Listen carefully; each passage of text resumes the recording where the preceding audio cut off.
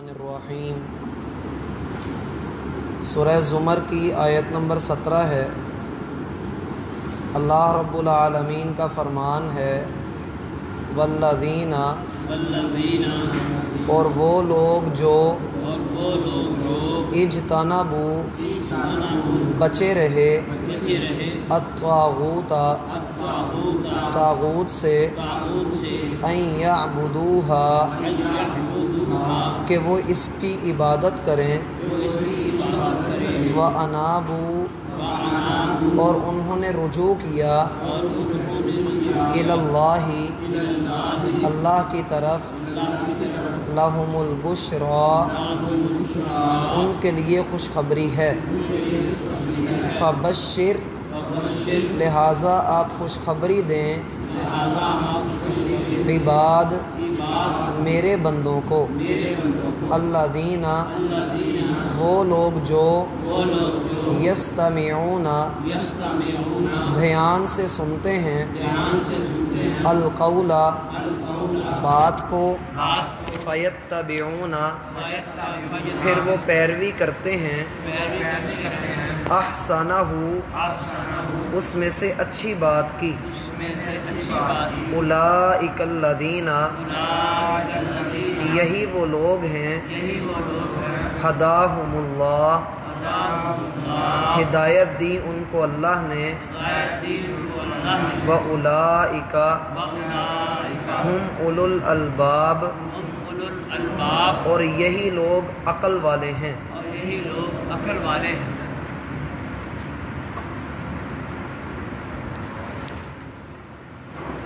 اللہ اکبر۔ احباب گرامی، سورت کی پچھلی آیات کے اندر بالخصوص کل والی آیات انتہائی ڈرانے والی تھیں، جس میں اللہ رب العالمین کے عذاب کا تذکرہ بھی تھا، اور سب سے سخت بات یہ تھی کہ یہی وہ عذاب ہے جس سے اللہ اپنے بندوں کو ڈراتا ہے، لہٰذا اے میرے بندو مجھ سے ڈرتے رہو۔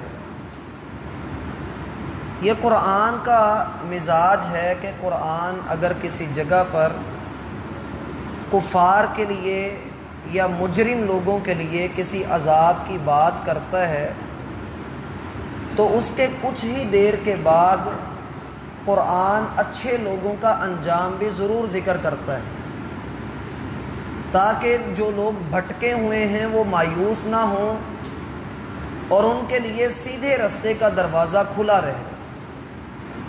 اور قرآن کا یہ مزاج مجھے اور آپ کو یہ سمجھاتا ہے کہ لوگوں کے لیے آسانیاں کریں، لوگوں کو مشکل میں نہ ڈالیں، بشروا ولا تنفروا، لوگوں کو خوشخبری دیں، لوگوں کو متنفر نہ کریں، ایسی بات نہ کریں کہ جس سے لوگ دین سے دور چلے جائیں۔ دیکھیے اللہ رب العالمین نے آیت نمبر 16 کے اندر یہ بات فرمائی کہ جہنمیوں کے اوپر اور نیچے آگ کے سائے ہوں گے، اور ساتھ ہی یہ بھی کہا کہ یہ وہ چیز ہے، یہ وہ عذاب ہے جس سے اللہ اپنے بندوں کو ڈراتا ہے۔ اور آج کی آیات میں ترجمے سے آپ کے لیے یہ بات واضح ہو گئی ہے کہ اس میں بندوں کے لیے خوشخبری کی بات آئی ہے، فبشر عباد، آپ میرے بندوں کو خوشخبری دیں۔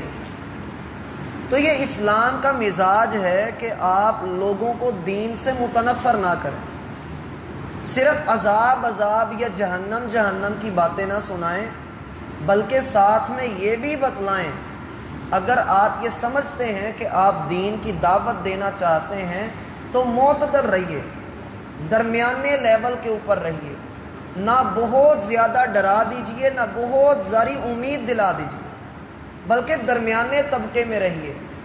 اور اگر ہم اپنے معاشرے کے اوپر نظر دوڑائیں تو کچھ لوگوں نے اسلام کو اتنا زیادہ عام کرنے کی کوشش میں انہوں نے اس کو میٹھا اسلام بنا دیا، اتنا میٹھا اسلام کر دیا، اتنا میٹھا اسلام کر دیا کہ وہ اس بات کا ہی انکار کر کے کہ ہم نے کبھی، اللہ معاف کرے، کسی گنہگار نے جہنم میں بھی جانا ہے، انہوں نے اللہ کی جہنم کا انکار کر دیا۔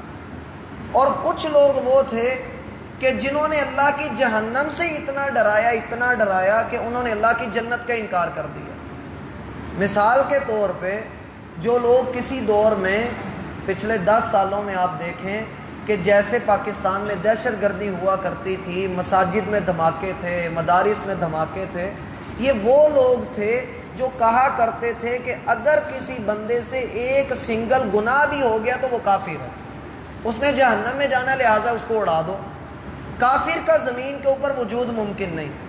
وہ اس نیت اور اس سوچ کے ساتھ ہاتھ میں کفر اور اسلام کے ٹھپے لے کر نکلے ہوئے تھے۔ دوسری طرف ہمیں وہ لوگ بھی نظر آتے ہیں جو فلموں میں کام کرنے والے گندے پلید کافروں کو فلم میں اگر وضو کرتے ہوئے دیکھنے تو کہتے ہیں پکا جنتی۔ یعنی دونوں طرف ہم نے انتہائیں بنائی ہوئی ہیں، ہمارے اندر اعتدال نہیں۔ اسلام کے اس مزاج کو پہلے سمجھ لیجئے کہ اسلام اگر کسی جگہ پر عذاب کی بات کرتا ہے تو پوری طرح سے ڈراتا ہے، اور پھر جب خوشخبری کی بات کرتا ہے تو پوری طرح سے خوشخبری دیتا ہے۔ دونوں طرف اسلام لیول پورا رکھتا ہے۔ ایک طرف کے غبارے میں میرا بھائی ہوا بھریں اور دوسری طرف میں کچھ بھی نہ کریں تو بیلنس آؤٹ ہو جاتا ہے۔ پہلی امتوں کی تباہی کا سبب بھی یہی تھا، جیسا کہ آپ نے مشہور حدیث میں سن رکھا ہے، نبی علیہ الصلاۃ والسلام فرماتے ہیں کہ تم میں سے پہلے گروہ اسی وجہ سے اللہ نے ہلاک کیے کہ ان میں سے کوئی بڑا آدمی غلط کام کرتا تھا تو پردے ڈال دیتے تھے، اور کوئی چھوٹا آدمی غلط کام کرتا تھا تو اس کو سرعام سزا دیتے تھے۔ اللہ نے منع کیا تھا کہ مچھلیاں ہفتے کے دن نہیں پکڑنی، ڈکے لگا کر اتوار کو پکڑنی، اور کہا ہم نے اللہ کا حکم ماننا ہے۔ اسلام کا مزاج ایسا نہیں۔ بہرحال اپنے موضوع کی طرف واپس آتے ہیں۔ اللہ فرماتے ہیں والذین اجتنبوا الطاغوت، وہ لوگ جو طاغوت سے اجتناب کرتے ہیں۔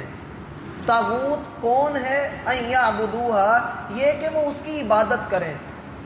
وہ لوگ جو طاغوت کی عبادت کرنے سے بچتے ہیں، یہ والے لوگ، یہ کون لوگ ہیں؟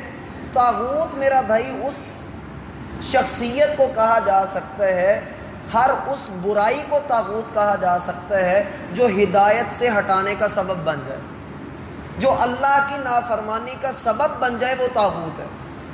بعض نے طاغوت کا معنی شیطان بھی کیا ہے، بڑا شیطان، ابلیس کا ایک لقب طاغوت ہے۔ اب شیطان کی عبادت تو کوئی بھی نہیں کرتا، کسی کافر سے بھی پوچھ لیں وہ کہتا ہے میں شیطان کی عبادت نہیں کرتا۔ دیگر مذاہب میں بھی شیطان کو برا ہی سمجھا جاتا ہے، تو پھر اللہ یہاں کیوں کہہ رہے ہیں کہ وہ لوگ شیطان کی عبادت سے بچتے رہے؟ اس کا مطلب یہ ہے کہ ایمان والے شیطان کی عبادت سے بچتے ہیں اور شرک والے شیطان کی عبادت ہی کرتے ہیں، اور شرک والوں سے پوچھو وہ کہتے ہیں ہم کرتے نہیں۔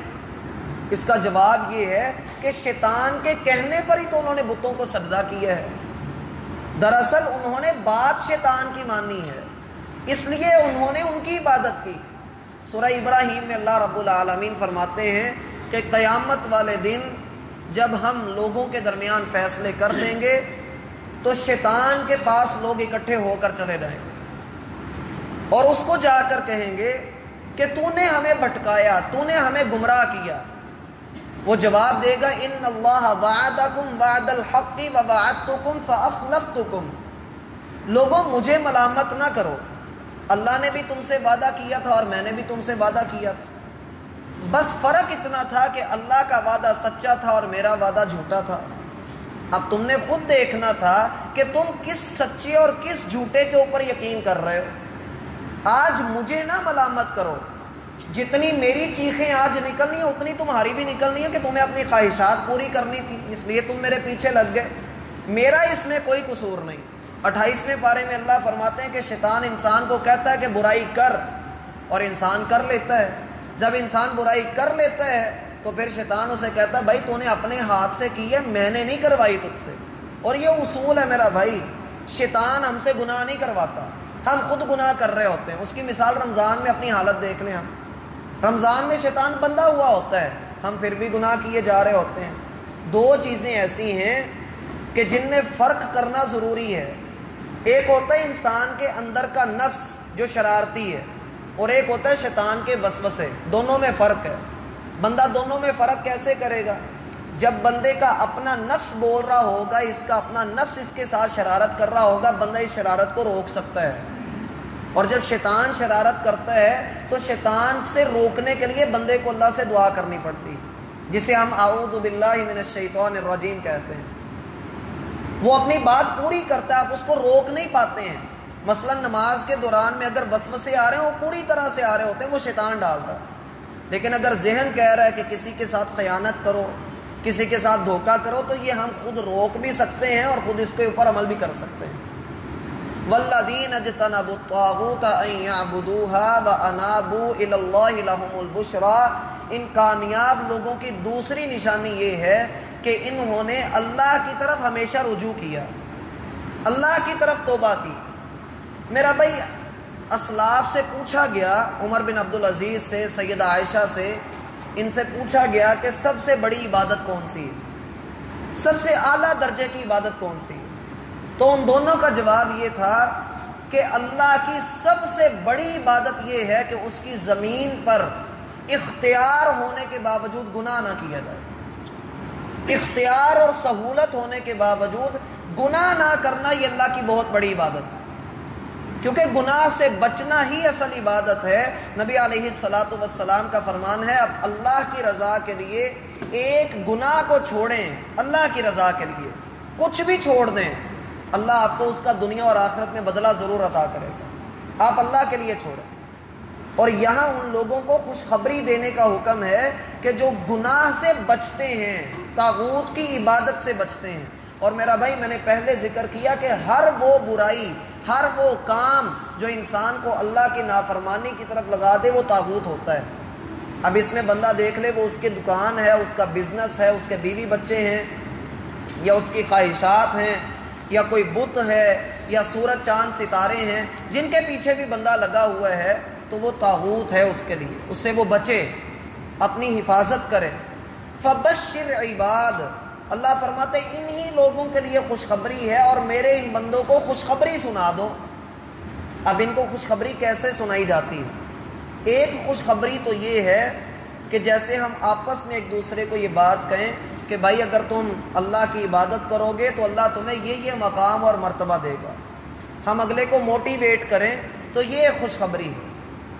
اور ایک خوشخبری وہ ہوتی ہے کہ بندہ اللہ کے قرآن کو پڑھے اور دیکھے کہ اللہ نے ایمان والوں کے لیے کیا خوشخبریاں رکھی ہوئی ہیں۔ ایک خوشخبری یہ بھی ہے کہ بندہ جب موت کے قریب ہوتا ہے تو آسمان سے اس کی روح لینے کے لیے جو فرشتے آتے ہیں وہ اسے کہتے ہیں یا ایتھا النفس المطمئنہ، اے مطمئن روح اللہ کی طرف نکل۔ اور ایک خوشخبری تب ہوتی ہے جب بندہ قبر میں رکھ دیا جاتا ہے اور اس کی قبر کو جنت کا باغیچہ بنا دیا جاتا ہے۔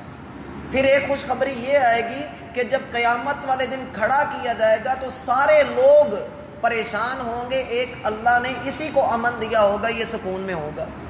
پھر اس سے بھی آگے خوشخبری یہ ہوگی کہ اسے جنت میں داخل کر دیا جائے گا۔ جنت میں داخل کرنے کے بعد خوشخبری یہ ہوگی کہ جو مانگو گے وہ دیا جائے گا۔ اس سے بڑی خوشخبری یہ ہوگی کہ اللہ فرمائیں گے کہ میں آج کے بعد تم سے ناراض نہیں ہوں گا۔ اور پھر اس سے بھی بڑی خوشخبری یہ ہوگی کہ اللہ اپنے چہرے کا دیدار کروائیں گے، اور یہ سب سے بڑی خوشخبری ہوگی۔ اللہ ہمیں یہ ساری چیزیں عطا فرمائے۔ فبشر عباد، میرے بندوں کو خوشخبری دے دو۔ اب یہ بندے کون ہیں؟ الذین یستمعون القول، وہ جو ہر بات سنتے ہیں، ہر بات دھیان سے سنتے ہیں، وہ لوگ جو ہر بات کو دھیان سے سنتے ہیں، فیتبعون احسنا، پھر اچھے کے اوپر عمل کر لیتے ہیں۔ ایک ہوتا ہے میرا بھائی اچھا کام، اور ایک ہوتا ہے بہت اچھا کام۔ مثال کے طور پہ ایک آدمی کے گھر میں چوری ہو گئی، اس نے چور کو پکڑ لیا، حکومت وقت نے کہہ دیا کہ بھائی اس کا ہاتھ کاٹ دے۔ اب بدلہ لینا، چوری کی سزا دینا، یہ اچھی بات ہے، یہ اچھی بات ہے، لیکن ہوتا یہ ہے کہ جس کے ہاں چوری ہوئی ہے وہ اس کو معاف کر دیتا ہے، یہ اس سے بھی اچھی بات ہے۔ ایک آدمی نے کسی کو قتل کیا، قاتل پکڑا گیا، اب مقتول کے ورثاء اکٹھے ہوتے ہیں، وہ کہتے ہیں ہم نے اس سے بدلہ لینا ہے، وہ بدلے میں اس کو قتل کر دیتے ہیں، یہ ایک اچھا کام۔ لیکن اگر وہ اسے معاف کر دیں تو یہ بہت اچھا کام۔ اللہ رب العالمین کے وہ بندے جو ساری باتیں دھیان سے سنتے ہیں، پھر کیا کرتے ہیں کہ اچھے کی طرف چلے جاتے ہیں۔ آپ نے کسی کو قرض دیا، آپ نے کسی کی مدد کی، آپ نے کسی کے ساتھ کندھے کے ساتھ کندھا ملایا، اب آپ اس کو مہلت دیتے ہیں تو یہ ایک اچھا کام ہے، لیکن جب آپ اس کو معاف ہی کر دیتے ہیں تو یہ بہت اچھا کام ہے۔ آپ لوگوں کے لیے درگزر کریں، اللہ آپ سے درگزر کر دے گا۔ فرمایا فَيَتَّبِعُونَ أَحْسَنَ، پھر وہ زیادہ اچھے کام کی طرف جاتے ہیں۔ اولئک الذین ھداھم اللہ، یہی وہ لوگ ہیں جنہوں کو اللہ نے ہدایت سے نوازا ہے۔ جس کے پاس عقل ہوگی وہی ہدایت والا ہوگا، اور اسی لیے آگے کہا وَأُولَئِکَ هُمْ أُولُو الْأَلْبَابِ، یہی وہ لوگ ہیں جو عقل والے ہیں۔ عقل کا جو اللہ رب العالمین نے پیمانہ مقرر کیا ہے وہ ہدایت کو مقرر کیا ہے۔ جو دین کے اوپر زیادہ عمل کرے گا اس کی عقل بھی اتنی زیادہ ہی ہوگی۔ اسی لیے ہم سلف صالحین کو دیکھتے ہیں، زندہ مثال حافظ مسعود عالم، ارشاد الحق عصری صاحب اور دیگر علماء جو بڑی بڑی عمر کو پہنچ چکے ہیں، آپ ان کے پاس بیٹھ کر دیکھیں اور کسی عام بابے کے پاس بیٹھ کر دیکھیں، دونوں کی باتوں میں زمین آسمان کا فرق نظر آئے گا۔ انہوں نے بھی بال اپنے اسی عمر میں جا کر ہی سفید کیے اور دوسرے نے بھی اسی عمر میں سفید کیے۔ فرق کیا ہے؟ دین کے ساتھ جڑنے کا۔ ان کی باتیں سونے سے لکھنے کے قابل، اور ایک عام آدمی جو ہے وہ ویسی بات نہیں کر پاتا ہے۔ دین کے ساتھ جڑنا یہ بندے کی عقل کی سلامت کی دلیل بن جاتا ہے۔ امام طبرانی رحمۃ اللہ علیہ 90 سال سے اوپر عمر تھی اور جسم کو کوئی بیماری نہیں تھی۔ لوگوں نے کہا کہ امام صاحب آپ نے کیا کام کیا؟ کہنے لگے میں نے اپنی جوانی اللہ کے نام کر دی، اللہ نے میرے بڑھاپے کو پاک کر دیا، میں نے اپنا بڑھاپا بچا لیا۔ پھر تو میرا بھائی اپنے آپ کو اپنے رب کے ساتھ جوڑیے۔ اور ایک آخری نقطہ جو اس آیت سے ظاہر ہوتا ہے وہ یہ کہ جو لوگ تقلید کرتے ہیں، تقلید سمجھتے ہیں؟ پتہ آپ کو تقلید کا؟ پتہ ہے؟ کیوں بھائی پتہ تقلید کا؟ کسی بھی ایک امام کو ماننا۔ مثلا جو حنفی ہیں وہ یہ کہیں گے کہ ہم امام ابو حنیفہ کی ہی مانتے ہیں، مالکی ہیں وہ کہیں گے ہم امام مالک کی ہی مانتے ہیں، حنبلی ہیں تو وہ کہتے ہیں امام احمد بن حنبل کی ہی مانتے ہیں۔ یہاں پر ان کا رد ہے اس آیت کے اندر۔ رد کیسے ہے؟ اللہ فرماتے ہیں کہ وہ ہر بات کو دھیان سے سنتے ہیں اور پھر اچھی بات کے اوپر عمل کرتے ہیں۔ میرا بھائی ایک ہم اکثر جملہ سنتے ہیں لوگوں سے کہ جی چاروں امام ہی حق پر ہیں۔ ہم یہ بات سنتے ہیں لوگوں سے کہ جی چاروں امام ہی حق پر ہیں۔ میرا بھائی چار حق کیسے ہو سکتے ہیں؟ اللہ قرآن میں کہتا ہے حق ایک ہی ہے، چاروں حق پر کیسے ہو سکتے ہیں؟ ایک امام کہتے ہیں کہ جی اگر آپ عورت کو پیسے دے کر اس کے ساتھ منہ کالا کرتے ہیں تو یہ حرام ہے، دوسرے امام کہتے ہیں یہ حرام نہیں ہے۔ ہم دونوں کو کیسے حق پر کہیں؟ اور یہ باتیں لکھی ہوئی ہیں فقہ کی کتابوں میں، ہم کس کو حق پر کہیں؟ حق ایک ہی ہوتا ہے۔ ہم یہ کہیں گے کہ ممکن ہے کہ ان کے پاس حدیث نہ پہنچی ہو، ان کے پاس حدیث نہ پہنچی ہو، ہم یہ کہہ سکتے ہیں، لیکن ہم یہ نہیں کہہ سکتے کہ ہمارے امام صاحب نے کہہ دیا بس آنکھیں بند کر کے یقین کر لو۔ بات کی سمجھ آتی ہے؟ کیوں بھائی بات کی سمجھ آ رہی ہے؟ اللہ رب العالمین نے حق ہمارے سامنے واضح کر دیا۔ اب چار امام ہیں، چاروں میں سے کسی ایک کی بات حق ہوگی، تین کا اگر اس سے اختلاف ہے، باقی تین ہم یہ نہیں کہہ رہے کہ وہ گمراہ ہیں، ہم کہہ رہے ہیں کہ ان کے پاس ممکن ہے حدیث ہی نہ پہنچی ہو۔ بات تھوڑی سی لمبی ہوگی، آپ کو مثال سے سمجھا دیتا ہوں۔ امام مالک رحمۃ اللہ علیہ کہا کرتے تھے، آپ میں سے اویس کرنی کو کون کون جانتا ہے؟ اویس کرنی کو سارے جانتے ہیں۔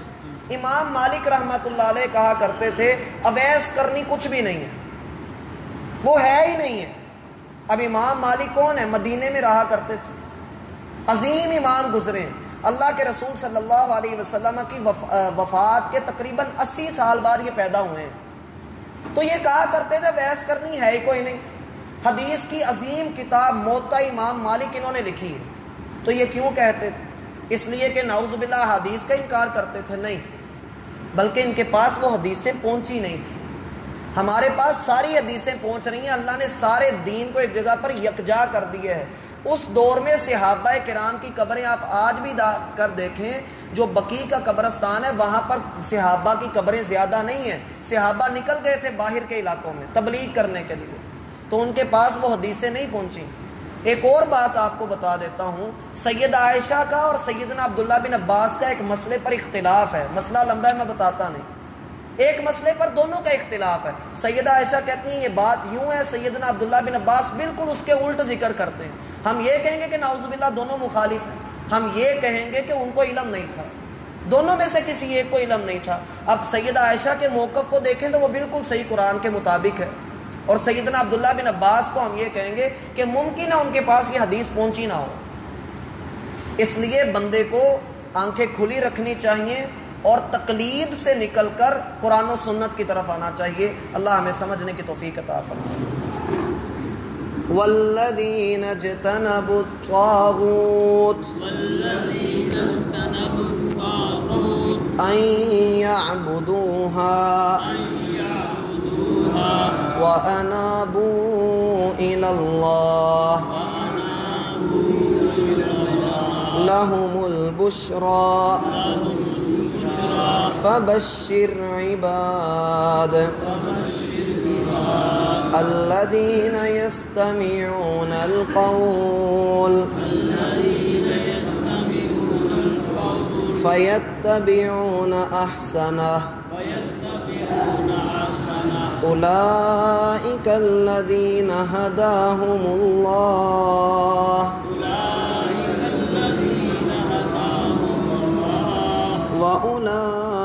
وأولئك هم